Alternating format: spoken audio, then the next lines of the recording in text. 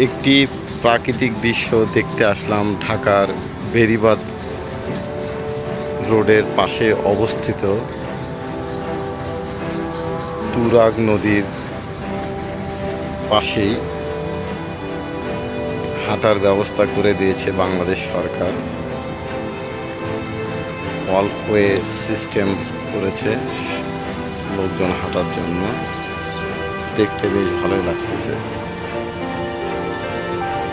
যদিও আমি দুপুরবেলা আসছি রোদের ভিতরে, বিকেলে আসলে পরিবেশটা আরও মনোরম হবে এবং আমার মনে হয় অনেক লোকজন বিকেলবেলা ঘুরতে আসে।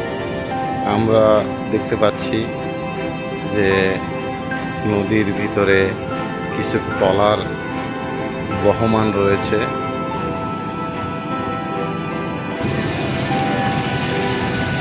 প্রাকৃতিক দৃশ্য,